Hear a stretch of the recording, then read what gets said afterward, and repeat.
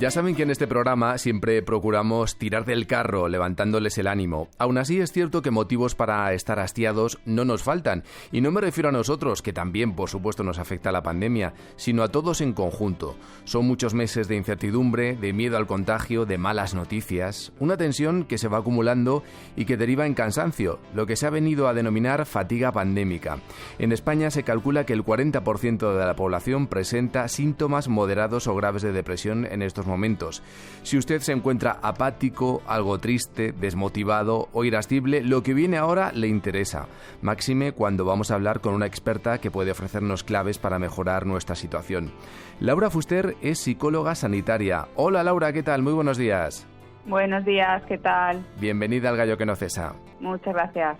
La fatiga es básicamente cansancio y lo primero que quiero preguntarte, Laura, es ¿qué es lo que nos cansa? ¿El hastío, la hipervigilancia para no contagiarnos, la incertidumbre? Claro, pues un poco lo que comentabas tú, ¿no? Lo que se ha denominado fatiga pandémica al final viene pues de muchos meses de incertidumbre. Piensa que llevamos ya con esto del coronavirus pues casi un año y la gente pues está muy cansada de malas noticias, de incertidumbre, de no saber mañana qué medidas nos van a cambiar, si puedo ir al supermercado con normalidad o ir al trabajo, qué va a pasar en general, todo lo que ha cambiado en nuestra vida, ¿no? Tema de llevar mascarillas, teletrabajo, qué hago con los niños, bueno, un montón de cambios y los que más o menos hayamos estado por suerte bien físicamente, que luego eso también pues es otro tema, ¿no? El tema de la preocupación por la salud.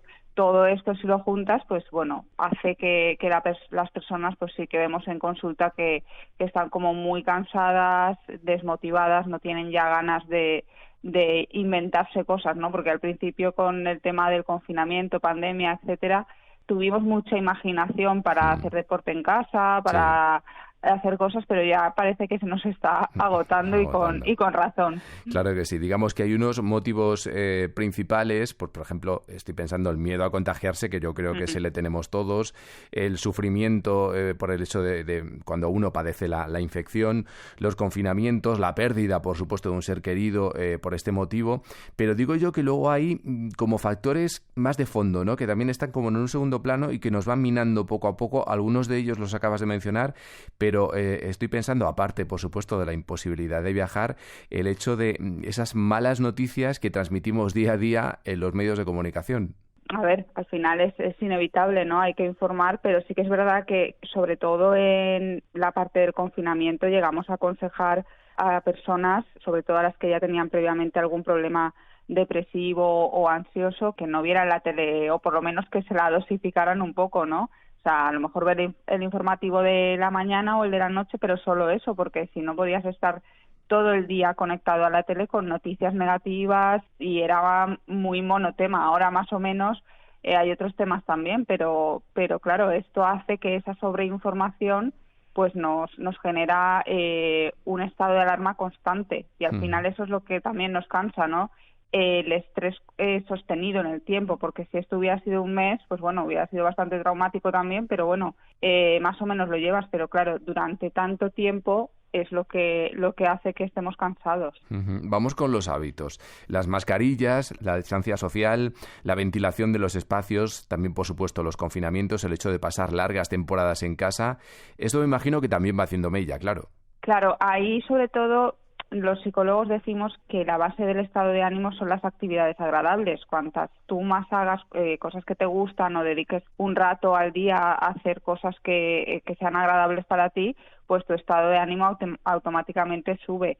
El problema es que ahora las actividades agradables pues o han cambiado o directamente no se pueden hacer, con lo cual eso incide directamente en el estado de ánimo. Y es un poco lo que llamamos el círculo de la depresión, ¿no? O sea, cuantas menos cosas hago, menos ganas tengo de hacer. Entonces esa desmotivación se va cada vez acumulando. Esos hábitos inciden sobre todo en el cambio de nuestros hábitos, como decías, y de nuestras actividades agradables, que ya nos resulta bastante complicado realizarlas.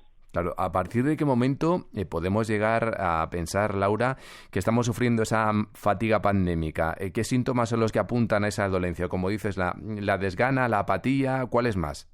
síntomas de tristeza, de ansiedad y también pues el tema de la irritabilidad, porque mucha gente pues eso, más que tristeza está como irritable. Al final aquí lo que los psicólogos siempre decimos es que el tema de la frecuencia, intensidad y duración. O sea, si tú un día estás triste, sin problema, y más ahora que vemos que nuestras emociones pueden ser un poco como una montaña rusa, ¿no? Que a días estamos tristes, a días bien, a días aburridos. Eso entra más o menos dentro de la normalidad, de la normalidad de esta excepción tan grande, ¿no?, de este año. Pero si es muy frecuente esa tristeza, por ejemplo, todos los días durante mucho tiempo y con una intensidad bastante fuerte, ahí sería un poco la alarma que nos haría pues aconsejar que esa persona pida ayuda o hable con un profesional. Acabas de hablar de lo irascibles que estamos como consecuencia de la pandemia, y yo te pregunto ahora por el enfado ocasionado por el hecho de que, por ejemplo, haya otras personas que se salten las restricciones. ¿También esto puede acabar ocasionando esa fatiga pandémica? Claro, es que piensa que a lo mejor a ti se te ocurre como actividad agradable salir a la calle para despejarte un rato y lo que ves a lo mejor no te está gustando, ¿no? Ves gente que a lo mejor no lleva la mascarilla o que va hablando con el móvil y con la mascarilla bajada y tal. Y el problema de esta pandemia es que es muy común. Si el otro no cumple, me afecta a mí. Entonces, uno de los mayores pensamientos que trabajamos en enfado es el de no es justo.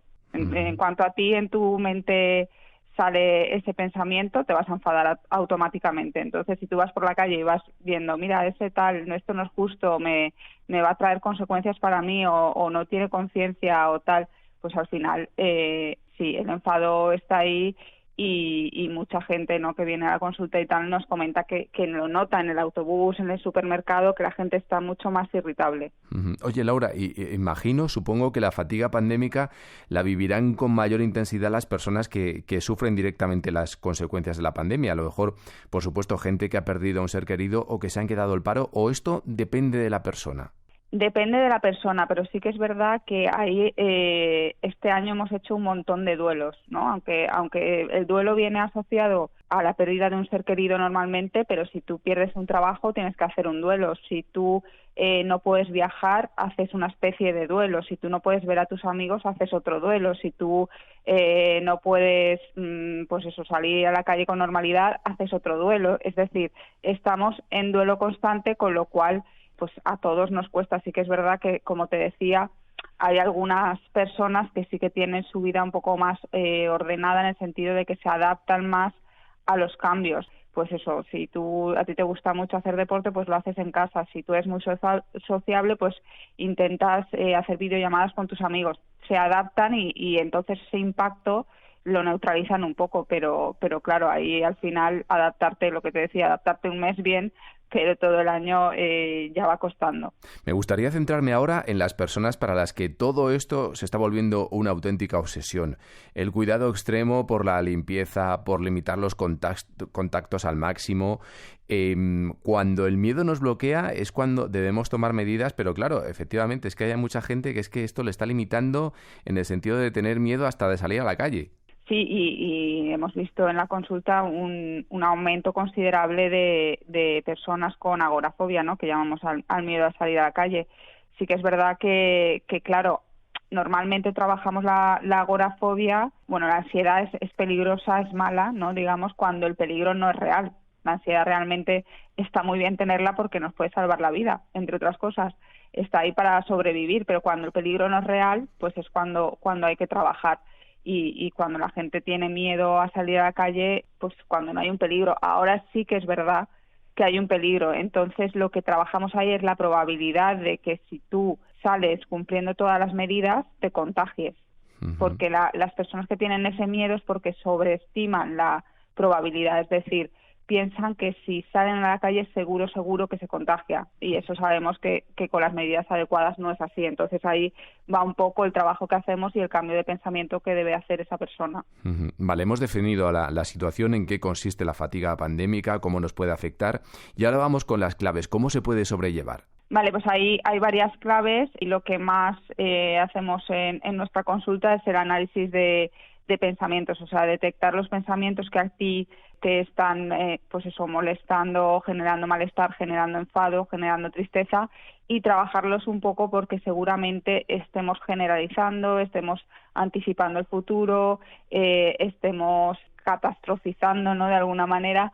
Entonces, esos errores de pensamientos hay que trabajarlos porque después eso nos lleva a tener una serie de emociones que no son adaptativas. Después, el tema emocional, pues aceptar las emociones, pero como decía antes, que no se alarguen demasiado tiempo. En la medida de lo posible, realizar actividades agradables, o sea, seguir haciéndolo, aunque yo sé que no es lo mismo, pero como decimos muchas veces a nuestros pacientes, es mejor que te lleves un agrado de un 6 que te lleves el 0, porque, o sea, quiero decir, es mejor hacer algo que más o menos te guste que no hacerlo, pero a veces es como, si no lo disfruto a tope, pues no lo hago, y eso es un error.